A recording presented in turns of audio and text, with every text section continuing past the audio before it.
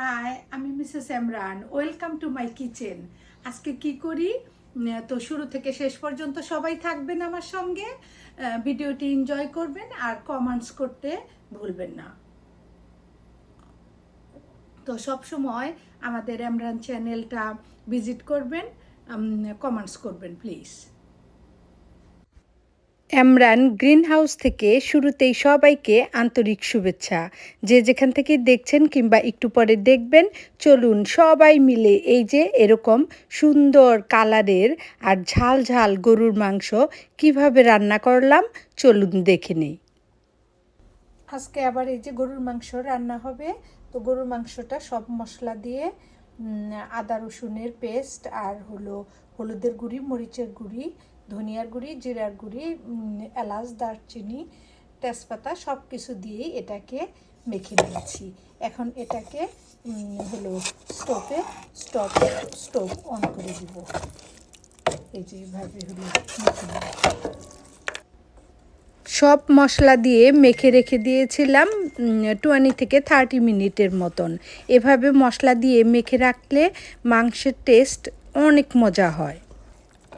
আর একেবারে লাস্ট টাইমে কি মশলা ইউজ করলাম আমার সঙ্গে থেকে দেখতে থাকুন। রান্না করছি।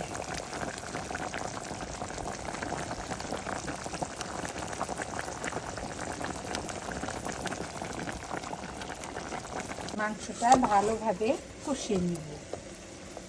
কিচ্ছু দেখা যায় না ধোয়ার কারণে।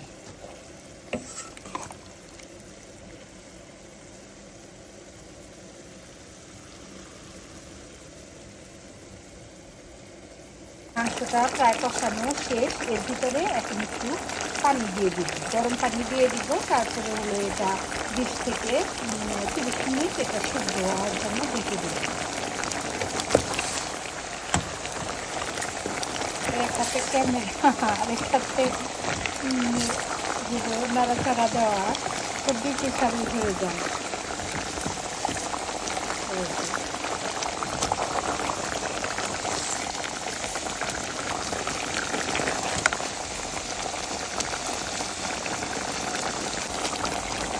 এটা মাংসতে সিদ্ধ হওয়ার জন্য এখানে একটু পানি দিই।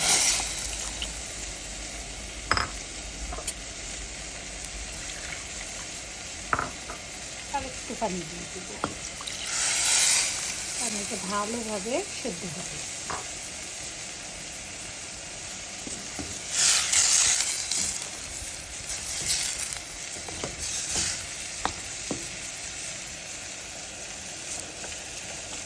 এখন এটাকে ঢেকে দিব।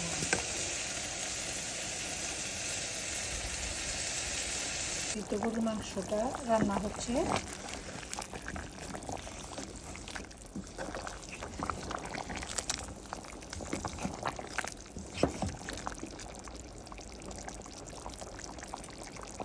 এই মাংসের ভিতরে আমি সবসময় এই মিট মশলাটা ইউজ করি, শানের। অনেক সময় রাঁধুনিরও ইউজ করি। এটা দিলে মাংস অনেক সফট হয় আর খেতে অনেক মজা লাগে।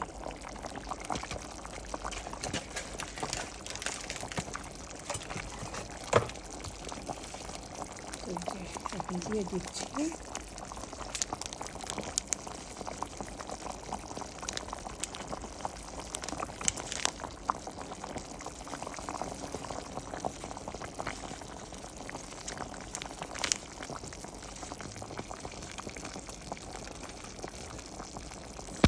কারণ আগে সব মশলা দিয়েছি, এখন এইটুকুই এনাফ। আর যদি আগে কেউ অন্য মশলা না দেন তাহলে এই প্যাকেট মশলা পুরো এক প্যাকেট দিলেই হয়ে যায় এতটুকু মাংসের ভিতরে।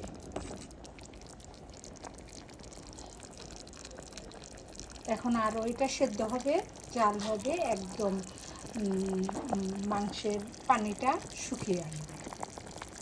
এই তো গরুর মাংস রান্না আমার শেষ। এই তো দেখুন রান্না হয়ে গেল। কেউ বা বলতে পারেন গরুর গোস্ত। তো এটা ঝাল ঝাল করে রান্না করে ফেললাম। এখন শুধু পরিবেশনের পালা। অসংখ্য ধন্যবাদ ভিডিওটি দেখার জন্য। আবারও খুব শীঘ্রই দেখা হবে অন্য কোনো ভিডিওতে। ততক্ষণ সবাই ভালো থাকবেন, আনন্দে থাকবেন, যত্নে থাকবেন, আমাদের চ্যানেলের সঙ্গে থাকবেন।